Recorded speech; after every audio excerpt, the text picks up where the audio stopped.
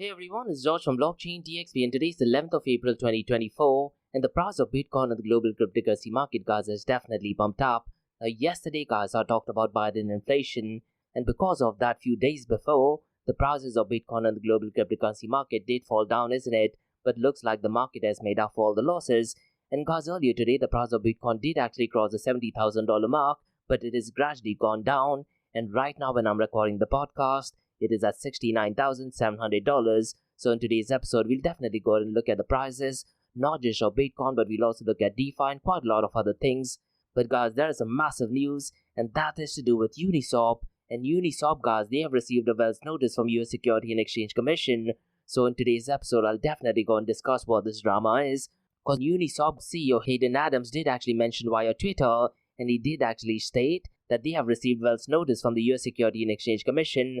Now this, guys, might just turn out to be a really massive issue, so we'll go ahead and discuss what the implication of this is. Now that thing being said, guys, if you look at the 24-hour trading volume on Uniswap, that hasn't been impacted, but the token of Uniswap has drastically gone down, and while I was actually reading this news, it did actually go down by 10%, but while I'm recording this episode, it is actually down by 19% since that news, so we'll definitely go and discuss this news. Now guys, in the world of Ordinals, we do have some massive update. And as of now, guys, there are 65 million Ordinals. Now look, guys, when I did actually mention this news regarding Ordinals, the number was 10,000 Ordinals. That same particular month, I believe it was in January of 2023, it shot from 10,000 to 100,000 Ordinals. And just few months later, did actually cross the 1 million mark. But fast forward to 11th of April 2024, as we are less than 10 days from Bitcoin halving, the number is 65 million Ordinals. So we'll definitely go ahead and discuss this news. Now guys, in the world of Bitcoin, El Salvador definitely took the world by storm, isn't it? And what they did, guys, they decided to make Bitcoin a legal tender. And in doing that, guys, people who wanted to use Bitcoin, they were supposed to go ahead and use Chivo wallet. Unfortunately, guys, there is a massive news, and looks like the database with personal information of over 5 million Salvadorans has been leaked. So in today's episode, I'll definitely go and discuss what this unfortunate news is. And looks like data worth 144 GB has been hacked. Definitely unfortunate news, isn't it? Now what is going to happen, guys, is hackers could actually go ahead and steal that information, and they can maybe sign up for different cryptocurrency exchanges as well, because there are pictures of users as well, and looks like based on the news, the picture is in HD format as well. Definitely unfortunate news. Now guys, that being said, regarding El Salvador, we do have some positive news, and that is regarding Bitfinex Securities, and they're actually going ahead and launching El Salvador's first tokenized debt offering. So I'll go ahead and discuss what this news is all about. And this news, guys, might turn out to be a positive news for El Salvador. Now in the world of stablecoins, guys, we do have a massive update. And First Digital, guys, that is FDUSD, has seen a trading volume of $10 billion, which I did actually talk about in my episode yesterday. Now what I'm going to be doing, guys, in today's episode, I'll very briefly touch base on that, because looks like they're gaining a lot of popularity, and that is because of Binance's trading promotion. So I'll very briefly touch base on this. Now look, guys, I definitely do anticipate a stablecoin war between the issuers of FDUSD, that is First Digital, and probably Circle USDC. So only time will tell, I guess. Now these are some macro level news, guys, that I'm going to talk about in my Crypto and Coffee at 8 podcast. And guys, I also tend to cover two news from Dubai, UAE, and the Middle East. Now the first news, guys, is more of a statement by the CEO of Dubai's VARA, that is Virtual Asset Regulatory Authority, and he did actually attend Paris blockchain event. And what essentially the news is that Dubai's crypto watchdog is actually aiming to ease burdens for small entities, and this news, guys, is actually published via Cointelegraph. So in today's episode, I'll definitely go and discuss what is it that he actually said in Paris Blockchain Week. Now the second news, guys, has to do with the Kingdom of Saudi Arabia, and this is a massive news, and the giant company called Aramco, they have actually partnered with GCD Semiconductor, and they have actually signed a 5G and AI deal in Saudi Arabia, and this, guys, might just be a very, very positive news, not just in the artificial intelligence world, to be honest, but even in the general technology space and even in world economics, to be honest. So I'll definitely go ahead and touch base on this news. So quite a lot to cover, guys, in today's episode. Let's kick start with it right away. Welcome to the Crypto and Coffee at 8, the daily podcast that keeps you up to date on all latest developments in the world of cryptocurrencies, blockchain, and NFTs. Join us Monday to Friday as you kick off your day with a cup of coffee and a deep dive into the exciting and rapidly evolving world of digital assets. We'll cover the latest news and trends in the cryptocurrency and blockchain space, as well as delve into the growing world of NFTs or non-fungible tokens and metaverse. Plus, we'll keep you updated on the latest developments from Dubai, UAE and the wider Middle East region. Whether you're a seasoned crypto enthusiast or just getting started, Crypto and Coffee at 8 has something for you. Our expert host will provide insight and analysis on the most important topics in the industry and help you stay up to date on the latest developments. We'll bring you interviews with leading figures in the crypto and blockchain space and explore the ways in which these technologies are changing the world around us, from the impact on traditional financial systems to the potential for revolutionizing industries and transforming societies. We'll cover it all on Crypto and Coffee at 8. So tune in and join us for a daily dose of Crypto and Coffee at 8, and let's stay ahead of the curve together. We'll start your day off right with the most important news and insights from the world of cryptocurrency, blockchain and the metaverse, and help you navigate this exciting and rapidly evolving landscape. In Crypto and Coffee at 8, the daily podcast covers the latest developments in the world of cryptocurrency, blockchain and the metaverse. We'll also bring you updates on the latest news from Dubai, UAE and wider Middle East region. This also includes a range of topics such as developments in the local and blockchain industry, including new projects and initiatives, regulatory updates, and policies related to cryptocurrency and blockchain in the region, local and regional events and conferences focused on crypto and blockchain, interviews with leading figures in Dubai, UAE and Middle East crypto and blockchain community, coverage of any significant news or events related to cryptocurrency and blockchain in the region. By covering these local and regional developments, in addition to the wider world of cryptocurrency and blockchain, Crypto and Coffee at 8 aims to provide a comprehensive overview of the industry and its impact on the Dubai, UAE and Middle East region. Now before we kickstart today's episode, I have an important message, so check this out. Thank you to our sponsors for being part of the Blockchain DXB journey. Firstly, Advanced Media.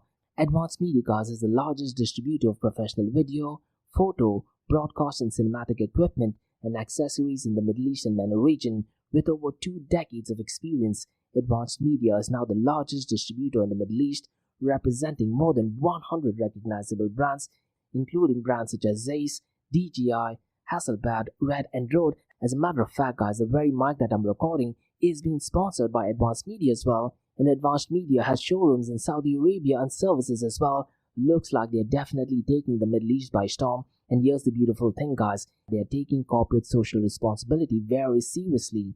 And they're focusing on 3 Ps. That is people, planet, and prosperity. Now listen, guys, if you do want to find out more information regarding the statement of corporate social responsibility, check out the website, that is www.amt.tv.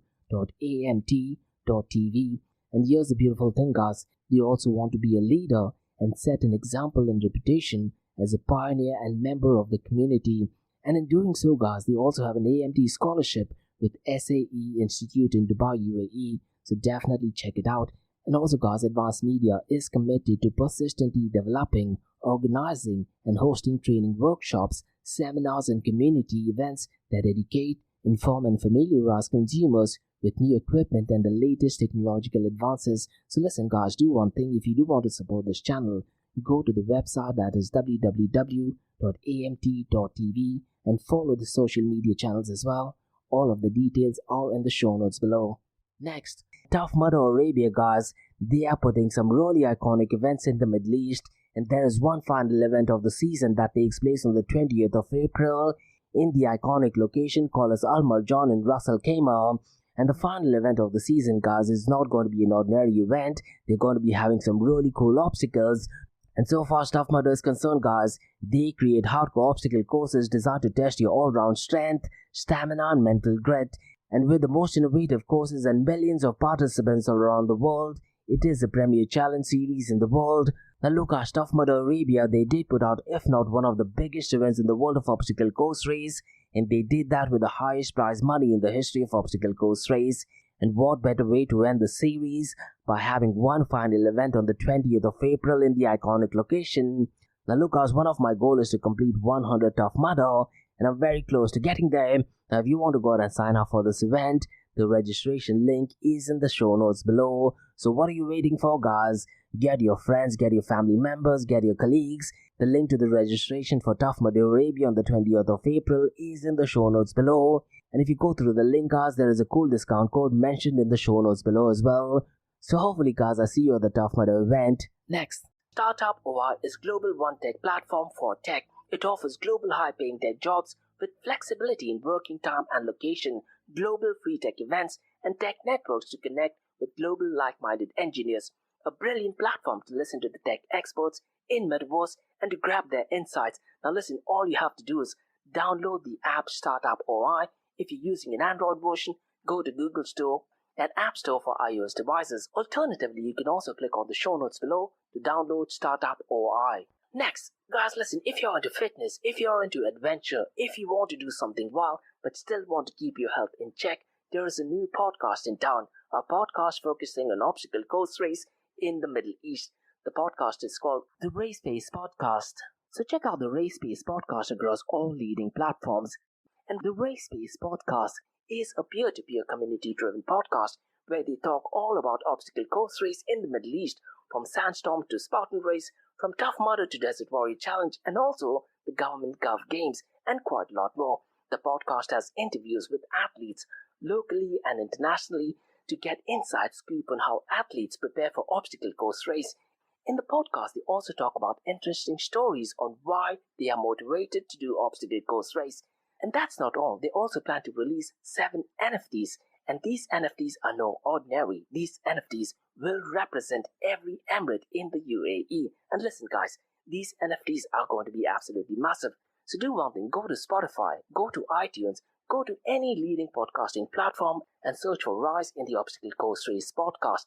And finally, guys, not your keys, not your crypto. If you have dabbled with cryptocurrencies and now are seriously getting to protect your cryptocurrencies, there is no better way to protect it by using a hardware wallet. And this is where Ledger Wallet kicks in. And Ledger Wallets are hardware cryptocurrency wallets made by Ledger, a company headquartered in Paris, France. And Ledger's hardware wallets are multi-currency wallets that are used to store private keys for cryptocurrencies offline. And Ledger offers 2 hardware wallets, the Ledger Nano and Ledger Nano X wallets. They are world-class experts with extensive crypto security backgrounds. They continuously look for vulnerabilities in Ledger products in a constant effort to improve the level of security. Now, in today's world, securing these digital assets is a critical challenge, and this is where Ledger kicks in. So click the link below to buy your hardware wallet and support this podcast. It is a brilliant way to support this podcast. So what are you waiting for? The link is in the show notes below. Now, guys, since you've taken care of that, let's kickstart by looking at the global cryptocurrency market. Now, yesterday, guys, the global cryptocurrency market did actually go down. And that was because of the CPI numbers, isn't it? And unfortunately, guys, the Biden inflation numbers are definitely heading towards the moon. And what's going to happen, guys, is based on the CPI numbers, Jerome Powell will be making a decision on the 1st of May whether to go ahead and keep the interest rate hike, reduce the interest rate hike, which I think is extremely unlikely, or go ahead and increase the interest rate hike. Now, if you're a trader, guys, you definitely need to go ahead and check out those dates. So what I'd really recommend you to do is go to the Federal Reserve Board website and look at the dates when he's actually going live. Now, that thing being said, guys, since the last 24 hours, fortunately, the price of Bitcoin on the global cryptocurrency market has actually pumped up, and the global cryptocurrency market is up by 1.14%. Now, if you look at the total cryptocurrency market volume, guys, since the last 24 hours, it is $88.74 billion. But since the last 24 hours, it is down by 6.44%. Now, mind you, guys, today I'm recording this podcast relatively late. And as I mentioned earlier, guys, when I was actually researching news regarding Uniswap, the volumes were definitely higher. And the price of Bitcoin earlier in the day was well past the $70,000 mark. But now it has actually gone down. And because of that, looks like the volume is down since the last 24 hours. Now, if you look at the volume in DeFi, guys, it is below the $10 billion mark and it is at $8.9 billion. Now, one reason, guys, why the volume is down is probably because of SEC going after Uniswap, isn't it? So I'll definitely go ahead and touch base on that. But that thing being said, guys, DeFi is accounting for 10.03% of the total cryptocurrency market 24-hour volume. Now, if you look at the total value locked, it has definitely gone down by $5 billion. To date is at $95.11 billion. Now listen, guys, so far as total value locked is concerned, the numbers will definitely increase or decrease as and when we get some update regarding Ethereum ETF, isn't it? And unfortunately, guys, looks like the likelihood of Ethereum getting an approval is extremely less. So we'll just have to wait and see, I guess. And the key date to look at is the 23rd of May. And what I'd really recommend you to do is, guys, on Twitter, follow Eric Balkanis. He constantly provides updates regarding ETFs and definitely regarding Ethereum ETF as well. Now, so far as the total value locked is concerned, guys, Lido is still dominating with $33.57 billion, and decentralized to centralized exchange for the 5th week in a row is relatively consistent, and it is at 26.81%. Now guys, let's quickly run through the volume of decentralized exchanges, and as I mentioned earlier guys, Uniswap's volume hasn't been impacted, at least as of now, but let's see if the numbers actually change over the weekend. And to be honest guys, I wouldn't be surprised, let's say Monday or Tuesday, PancakeSwap's volume overtakes the volume of Uniswap. Now so far as the 24-hour volume of decentralized exchange is concerned guys, Uniswap is at $2.73 billion, followed by PancakeSwap at $1.21 billion. Core Finance guys is at number 3rd, and its volume is $432.34 million. Orca guys is at number 4th, and it is at $405.48 million. And finally, Phoenix guys' volume is $255.57 million. Now look guys, I wouldn't be surprised. On Monday and Tuesdays, these numbers will drastically change, and most likely we might have new players in the top 5 so far as decentralized exchange is concerned. So definitely keep an eye on that. And guys, you can go to DeFiLlama.com and you can look at these numbers yourself as well. Now let me very quickly run through the volume of stablecoin guys, because today it is at $81.65 billion, and stablecoins as of today is accounting for 92.01% of the total cryptocurrency market volume, and Tether USDT is clearly leading the pack with $64.26 billion. Now look guys, FDUSD has definitely been making quite a lot of news, especially since the last 2 months, and what I've been noticing guys is, at least 3 out of 5 days, they're definitely overtaking the 24-hour volume of Circle USDC, and today guys, the volume is $8.97 billion, and Circle USDC's volume is 3rd, and it is at $7.59 billion. Now regarding FDUSD guys, there is an article which is published by CoinDesk that actually states that First Digital is actually expanding the usage of its stablecoin FDUSD among DeFi users, and FDUSD now has become the 4th largest stablecoin with its market capitalization of over $3.4 billion. Now look guys, so far as FDUSD is concerned, the token has gained quite a lot of popularity due to Binance's trading promotion, and yesterday guys, the trading volume surpassed $10 billion since the last 24 hours. Now so far as the trading volume is concerned guys, it is primarily from Bitcoin, Ethereum and USDT trading pairs on Binance. Now look guys, you also need to remember, Binance BUSD has ceased operation, so I definitely envision a future war coming between, let's say, Circle USDC and the issuers of FDUSD, that is First Digital. So it's going to be really interesting to see if we have some war between the issuers of FDUSD and the issuers of USDC, that is Circle. Now guys, let me very quickly run through the market cap, 24-hour trading volume and dominance between Bitcoin and Ethereum. Now Bitcoin's market cap hasn't changed quite a lot. It is at $1.37 trillion, whereas Ethereum is at $420 billion. Now the 24-hour trading volume guys has marginally picked up pace. Bitcoin's 24-hour trading volume is $35.88 billion, whereas Ethereum's 24-hour trading volume is $15.31 billion. It's going to be really interesting to see guys how these numbers do actually reflect over the weekend, because I'd like to assume that there's not much trading activity going on in Uniswap, but let's see guys, the cryptocurrency world is absolutely wild, isn't it?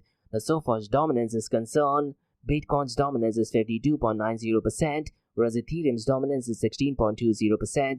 Now guys, this particular week what I'm doing is, I'm looking at decentralized apps working on different blockchain protocol, and today guys, I'll be looking at decentralized apps that are working on Avalanche blockchain. Now mind you guys, what I'm looking at is the fiat value of incoming token transfers from unique active wallets to decentralized app smart contract over a period of time, and that is 24 hours. Now if you go to dappradar.com guys, there is an option to go ahead and select only Avalanche blockchain. Now I do want to look at information only for Avalanche blockchain. Unfortunately guys, it does not give out information only for Avalanche blockchain. What it still does is it gives out information regarding a relevant dApp across all different blockchain protocol, and that, to be honest guys, does not make quite a lot of sense, isn't it? But nonetheless guys, let me go ahead and read out the top 5 dApps in Avalanche blockchain. Now the number 1 is Trader Joe, and in terms of dollar amount it is $13.04 million. Uniswap version 3 guys is at number 2nd. In terms of dollar amount, it is at $9.63 million. Now look guys, it could be possible that these particular dApps are working across different blockchain protocol, but the number that is reflecting is only an Avalanche blockchain, because $9.63 million across all blockchain protocol for Uniswap version 3 definitely does not make a lot of sense. So it is extremely possible that $9.63 million is the dollar amount only for Avalanche blockchain. That's what I definitely think, to be honest. Now the third one is Paraswap. In terms of dollar amount, it is $8.3 million. Stargate guys is at number 4th. In terms of dollar amount, it is $4.63 million. And finally, GMX, it is at $4.4 million. Now mind you guys, I'm looking at the fiat value of incoming token transfers from unique active wallets to decentralized app smart contract over a period of time. And what you can do is guys, if you go to dappradar.com, there is a section which actually states the number of unique active wallets interacting or performing transaction with a decentralized app smart contract over a period of time. Now mind you guys, that number is ridiculously less. That does not mean the number of people using the smart contract. Rather, what it says is there are so many smart contracts, and in the smart contract there might be tens if not hundreds of people using the smart contract. Because what happened guys, roughly around a year ago, decentralized was questioned because the number did actually show 16, and Decentraland did actually try to explain that the 16 is not the number of people using the smart contract, rather the smart contract. But that thing being said guys, back then I very specifically remember in terms of dollar amount, it was less than $50. So despite having 16 smart contracts in Decentraland roughly around a year ago, the balance of the transaction taking place within 24 hours was less than $50. That is absolutely scary, isn't it? So what I suggest you guys to do is go to dappradar.com and look at these numbers, and to be honest guys, some of these numbers are extremely scary. Now guys, before we look at the king of all kings, that is Bitcoin, what I wanted to do is guys, I wanted to once again go ahead and explain what Uniswap is, because I'm pretty much sure I've definitely explained what Uniswap is in the past, but today guys, because there is a news regarding Uniswap and SSE, I thought let me go ahead and revisit what Uniswap is, so you listeners can get a better understanding of what Uniswap is. So what I'll do is guys, I'll go ahead and explain what Uniswap is, then we'll look at the price of Bitcoin, Ethereum and Binance BNB chain, and then we'll go ahead and discuss the drama between Uniswap and SSE. Now so far as Uniswap is concerned guys, Uniswap stands as a pioneering decentralized trading protocol, revered for its pivotal role in enabling automated trading within the decentralized finance world, and emerging as a brilliant example of automated market maker. Uniswap was launched in November of 2018, however it has garnered significant traction particularly this year, propelled by the increased use of DeFi ecosystem and the consequent surge in token trading activity. Now let me go ahead and explain guys the unique aspects of Uniswap, because Uniswap guys distinguishes itself by fostering automated and universally accessible token trading, sans the presence of traditional exchange intermediaries. Its objective is to streamline token trading while ensuring accessibility to all token holders, thereby enhancing trading efficiency vis-a-vis conventional exchanges. Now the protocol guys operates on the principle of X times Y, which is K, representing an innovative formula for automated exchanges, whereby the founder Hayden Adams and the CEO of Uniswap Labs played a pivotal role in conception, and Uniswap's distinction approach addresses liquidity challenges that plagued early decentralized exchanges, positioning it as a pioneer solution within the DeFi landscape. Now beyond facilitating token trades, Uniswap harbors ambitions to cultivate liquidity within the DeFi sphere, thereby forfeiting trading activities and the inherent value it imports, and the protocol's emphasis on decentralization is further underscored by its innovative governance token, that is Uni. And unfortunately guys, Uni is down by well over 19% since the last 24 hours, isn't it? But so far as Uni is concerned, it bestows governance rights upon users, thereby endowing them with authority to shape the protocol's future trajectory. Now let me very briefly run through the Uniswap's evolution and features guys, because Uniswap has undergone several enhancements since its inception, with significant milestones including the launch of Uniswap version 2 in November of 2018, and this iteration introduced novel features such as ERC20 pairs, price oracles, flash swaps among others, and the subsequent release that is Uniswap version 3 debuted in mainnet in May of 2021, boasting enhanced capital efficiency for liquidity providers, optimized execution for traders and bolstered infrastructure. Now the introduction of Uniswap's governance token, that is Uni, has augmented the protocol's value proposition, fostering community ownership and participation in its governance framework. And guys, with a total supply of 1 billion Uni tokens, the distribution is orchestrated to empower users, investors and even advisors, thereby fostering a robust ecosystem of shared governance and collaboration. Now so far security and network integrity is concerned guys, as a decentralized protocol, Uniswap security is underpinned by Ethereum network, with Uni token serving as its in-house governance token. Now while Uni operates on ERC20 token guys, it leverages Ethereum's robust infrastructure to ensure network security and integrity. However, the challenges such as network congestion and smart contract vulnerabilities do actually underscore the importance of ongoing vigilance and proactive risk management measures. Now look guys, right now there is drama going on between SSE and it, and there is regulatory considerations regarding SSE, and despite its technological prowess and widespread adoption, Uniswap has not been immune to regulatory scrutiny. Recent inquiries from regulatory bodies such as US Security and Exchange Commission have definitely raised concerns about potential security violations and even regulatory compliance. Now in response to that, Uniswap has definitely taken proactive measures to engage with regulators. In the past guys, they've also gone and educated stakeholders and even ensured compliance with applicable laws and regulations. Now what I'm going to be doing guys is later on, I'll go ahead and discuss what the drama is, and what is it that he actually tweeted. So it's going to be really interesting to see, guys, if Uniswap remains committed to advancing the principles of decentralization and innovation in the DeFi ecosystem. Because look, as the landscape of decentralized finance continues to evolve and mature, Uniswap does stand poised to play a central role in shaping the future of finance.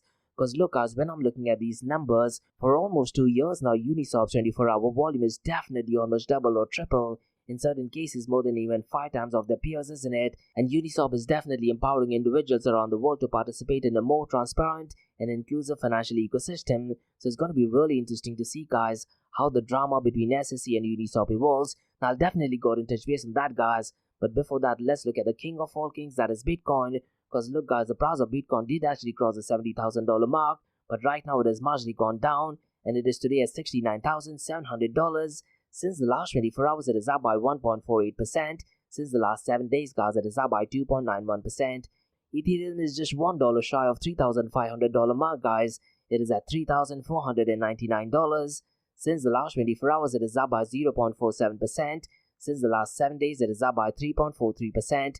Binance BNB Coin, guys, is definitely looking good. It is well past the $600 mark. It is at $603. And since the last 24 hours, it is up by 2.70%. Since the last 7 days, it is up by 1.60%. Now look, guys, all this thing being said, the biggest drama that is going on right now is between SEC and Uniswap. And Uniswap, guys, did actually receive a notice from US Security and Exchange Commission about potential enforcement action regarding allegation of acting as an unregistered security brokerage and exchange. And Uniswap Labs CEO Hayden Adams expressed readiness to fight, emphasizing confidence in their legality and frustration with SEC's focus. Now, what I'd really recommend you to do is, guys, go to Twitter and follow Hayden Adams. Because look, guys, what he's clearly stating is that the company denies the tokens are securities and has severely criticized the SEC's approach. The Uniswap, guys, also argues that the SEC lacks congressional authority to regulate crypto markets, pointing to stall regulatory efforts. Now, this particular situation, guys, definitely reflects the broader regulatory uncertainty in the cryptocurrency industry, isn't it? So what I'd really recommend you to do is, guys, keep a track on the Twitter account of Hayden Adams. Now look, guys, what I think is Hayden Adams should have probably not tweeted absolutely anything. Because look, when you talk about legalities, it is best to remain silent. Because I very specifically remember, guys, when Celsius Network was actually questioned by the US Security and Exchange Commission, the CEO back then, that is Alex Mashinsky, he was supposed to have an Ask Me Anything session, and what he did, literally a few minutes before he decided to go ahead and cancel it,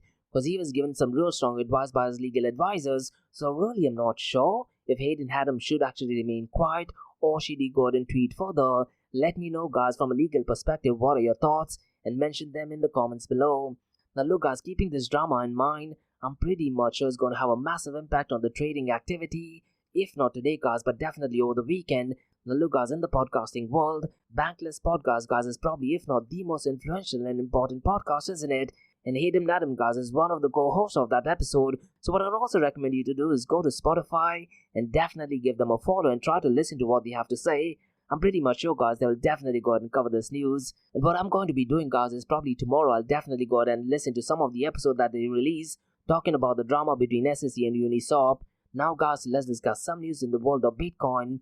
And the Bitcoin network, guys, is experiencing a surge in ordinal inscription, which is similar to NFTs, where digital content is inscribed into individual satoshis, that is the smallest unit of Bitcoin. Now, this trend, guys, has led to over 65 million inscriptions. Now, look, guys, when you talk about inscriptions, the people that have benefited the most are the miners, isn't it? And miners, guys, have generated over $450 million in network fees. And this development, guys, coincides with the approaching halving event that is scheduled to take place, most likely, guys, on the 19th of this particular month at 7:54 p.m. UTC. That'll be exactly 11:54 p.m. on the 19th in Gulf Standard Time. Now look, guys, I'm really hoping the Bitcoin halving does actually take place on the 20th of April, because that'll be an extremely unique date as well, isn't it? And the block number, guys, you need to be aware about when the Bitcoin halving will actually take place is 840,000. Now, so far as the news regarding ordinal inscription is concerned, guys, there is a growing interest in incorporating ordinals into Bitcoin decentralized finance, also called as BDCFI, potentially leveraging layer 2 solutions to enabling services like lending and even derivative markets on Bitcoin. Now look, guys, so far as the ordinal inscription is concerned, Bitcoin maximalists are divided on this. Some of the Bitcoin maximalists and OGs absolutely dislike having NFTs on Bitcoin blockchain, but at the same time, there are some hardcore Bitcoin maximalists they are definitely advocates of this. Now let me know guys, what are your thoughts about ordinal inscriptions on Bitcoin blockchain? Are you in favor of it, or do you think it should be left for Ethereum or the blockchain? Now guys, let's discuss some unfortunate news regarding El Salvador, and a database with personal information of over 5 million El Salvadorian was actually recently leaked in a database forum. Now the database guys has been around since August and has recently been linked to Chivo wallet. Now look guys, when El Salvador made Bitcoin a legal tender, they were supposed to use Chivo wallet, and Chivo wallet guys did actually ask for KYC and quite a lot of other, and El Salvador's national cryptocurrency wallet, that is Chivo, had 144 GB of data, including the full name, unique identity number, date of birth, address, and even an HD picture of every user. Now this particular database guys was available for purchase through different channels since August, and it was leaked freely recently, allowing criminals to use it illegally. And according to data breaches guys, the leaked data was obtained from a cloud backup of Alejandro Muchont, a former national security advisor, and at the time of the hack guys, a hack-involved operator stated that it was part of a vaccination data, but that the origin of the data was unclear. Now, so far as Alejandro Muchont is concerned, he was captured in August for allegedly leaking info to help former Salvadorian President Mauricio Funes to evade justice and exit the country. However, guys, at this point of time, it is uncertain how he would have access to vaccination or health data. Now, so far as Chivo wallet is concerned, guys, as I mentioned earlier, it was launched in 2021. It immediately had large popularity due to the bonuses that President Nayib Bukele's government offered to each resident citizen. I believe that was $30 worth of Bitcoin, isn't it? Now $30 worth of Bitcoin, guys, I'm pretty much sure by now would be approximately $200. Now if you do want to go ahead and check this information, guys, the information is actually published via bitcoin.com, and the link to that is in the show notes below. Now guys, regarding El Salvador, let's discuss some positive news, and this is to do with Bitfinex Securities. And the news essentially guys is Bitfinex Securities and Inversas LaGuardia SADCV has launched El Salvador's first tokenized debt offering, and they are aiming to raise $6.2 million through the HISLV token on Liquid Network. And this initiative supports the construction of Hampton by Hilton Hotel complex at the international airport, reflecting El Salvador's evolving digital landscape since adopting Bitcoin as a legal tender in 2021. Now look guys, regarding Liquid Network, what I'd recommend you to do is go to Blockstream's website, and there's loads of information regarding Lightning Network and Liquid Network. Now next week guys, because Bitcoin halving is scheduled to take place on the 20th, what I'm going to be doing guys is, on Monday I'm going to be talking about the Bitcoin white paper. Tuesday guys, what I'm going to be doing is, I'm going to be talking about UTXO, that is unspent transaction output.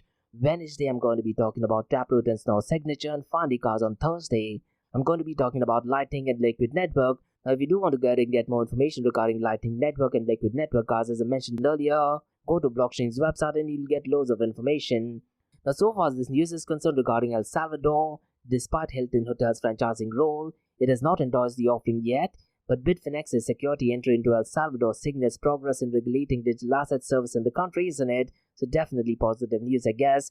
So those were the news guys on the cryptocurrency and blockchain world. Now let's look at two news from Dubai, UAE and the Middle East. Now the first news guys is more of an interview with the CEO of Vara, that is Matthew White, and he did actually have a talk at Paris Blockchain Week. And this particular article guys is actually published by Cointelegraph. So let me go ahead and break down this news, because Dubai's Vara, that is Virtual Asset Regulatory Authority's CEO, that is Matthew White, is pioneering a revolutionary approach to crypto regulation, and he actually aims to empower small crypto firms while at the same time fostering innovation in Dubai's crypto landscape. And at the Paris blockchain event guys, Matthew White did actually unveil plans to elevate compliance costs for small crypto entities. Now what is great guys is that he did actually acknowledge the imperfections in crypto regulations and expressed a commitment to improving them, and he also highlighted the costly nature of regulated compliance for small players.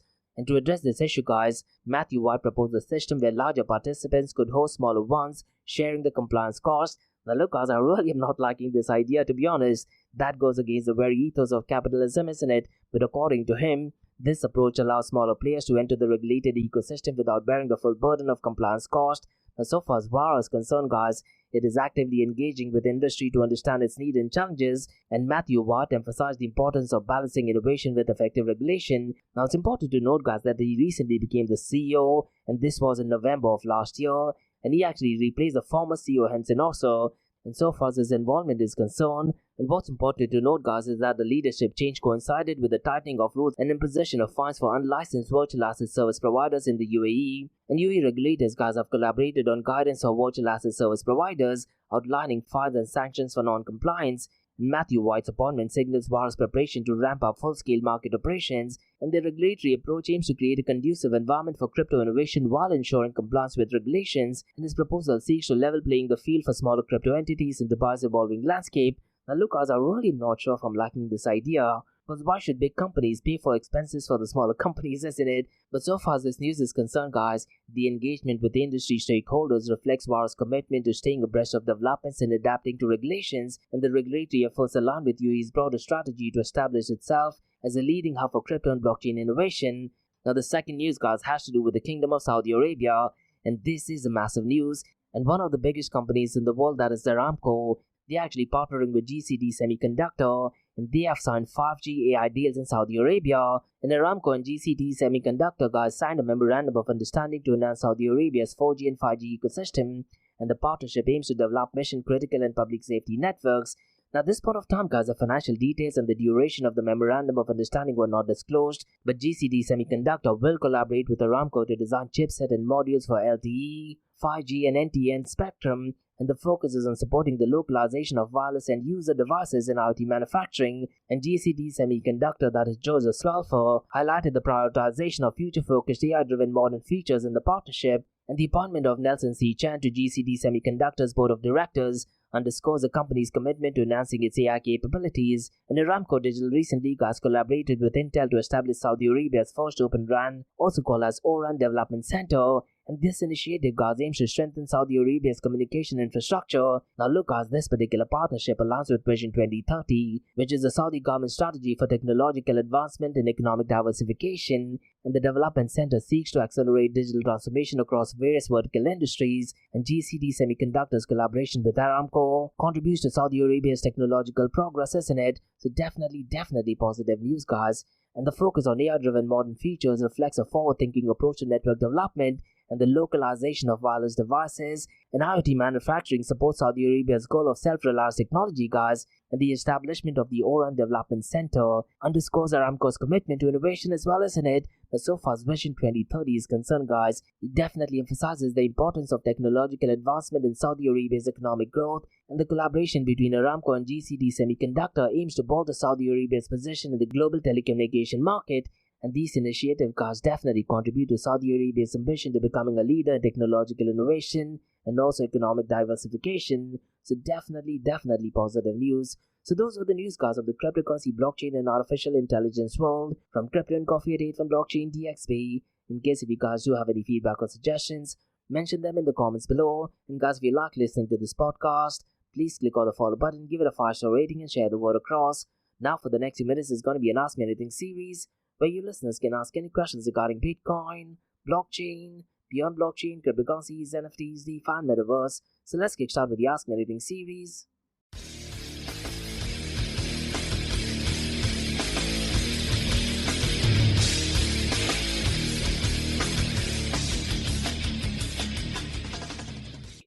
Hey everyone, it's Josh from Blockchain DXB listening to the Ask Me Anything series, where you listeners can ask any questions regarding Bitcoin, blockchain, beyond blockchain, cryptocurrencies, NFTs, DeFi, and Metaverse. I have a question by Nadia who asks, with the recent surge in Bitcoin price and the liquidation of shorts, along with regulatory actions against Uniswap and the expansion of FDUSD, how do you foresee these developments impacting the overall crypto market sentiment and investor behavior in the next coming weeks?